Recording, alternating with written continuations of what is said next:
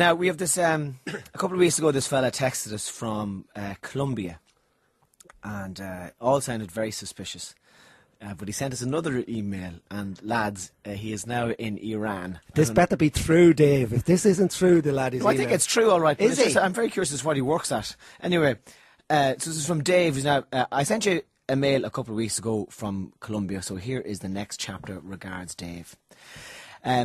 Last time I was chatting to you, I was in Colombia, educating the locals on Irish culture, etc. Jesus, but I had an awful job getting home. Big Joe in Homeland Security in Miami couldn't comprehend the fact that I was only going through Miami airport to get back home. Such a job. 5 hours of interrogation. Now I know how the last 3 boys from Monaghan who got caught in Colombia felt. Anyway, I want to tell you another yarn. By the way, I'm only after catching up on my podcast because I was away. Tommy, condolences on the loss of your mother. Hector, condolences on your loss in Cheltenham. Anyway, back to basics. I had to go to Iran, again for work. Now, I know what you're thinking. What could you be at over there? But I'll come to that. Anyway, knowing there's no porter over there, I stopped in Istanbul for a day, just to get a feel of the whole Middle East thing. Well, I'm not codding you. That Turkey place baits all. First of all, half of it is in Asia, so why are they applying to be in the EU? So that's like Israel being in the Eurovision Song Contest. And carpets. Tommy, you know Navan carpets. I thought Navan was the home of carpets. But Jesus, Des Kelly wouldn't have a look in here. Feckin' carpets everywhere. And do they take no for an answer? Harvey Norman must have trained them all, because they don't understand no. But I digress. And as I'm prone to do, on to Tehran I went, carpet rolled up under my arm. I landed in a hotel in Iran. Now again, you have to picture the scene. Iran is like Leitrim of a Good Friday, only it's like that every day. Drab and bleak. The hotel was shook. The old Sheraton, before the revolution, and not a lick of pain since. Checked in, I goes off up to me room, puts the key in the door, enters room, and there's a big Iranian fecker having a shite in the jacks. Can you imagine? Me hung over as Billy Ray Cyrus after a Miley concert, and this beardy muppet gawking at me. So back down to reception, and they blamed me for going to the wrong room. Now, that is only one example of the incompetence. Can you imagine these guys running a nuclear power plant?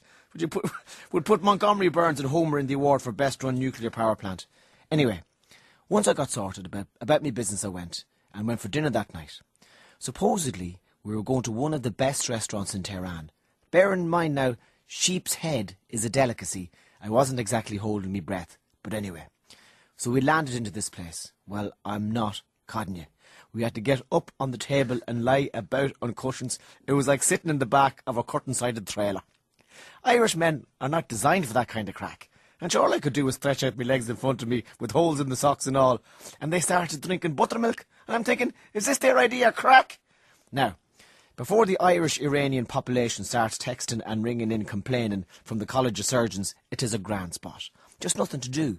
I mean, for a day out they go to a museum. But you can only do that so many times. And no alcohol, which is fine. I mean, I can do 2 or 3 days with no alcohol. But if I have to wait till I tell you... I can do 2 or 3 days without alcohol, but wait till I tell you. My client, knowing I'm from Ireland, I brought a bottle... No, knowing I'm from Ireland, the client produced a bottle of Jameson. Right? Now, this would be a rare enough thing in Iran and highly illegal. So off down to the cellar, himself, myself, and his wingman. We closed the curtains, we locked the door, and we sat around a hooshie pipe and opened the bottle. We poured 3 good, strong glasses, drank them, and the 2 feckers keeled over asleep after the whiskey in the pipe. And there I am, all on my own, in a land far away from home. No phone signal, no interweb, no nothing, in a basement with these gobshites keeled over beside me, thinking, what the feck is going on here? Well, I nearly cried. So what could I do, only finish the bottle on my own? Well, lads, I know we do give out about home, and the recession, and the shite, but Ireland is home to all of us. And by Jesus, 'tis only when you're away that you appreciate the spuds, the porter, the colleens, and the crack. Listen, keep up the good work, keep up the good music, the crack, and I'm sure I'll see you in Lockheed's or Marmion's or the Palace. Bow Park Man, Slán.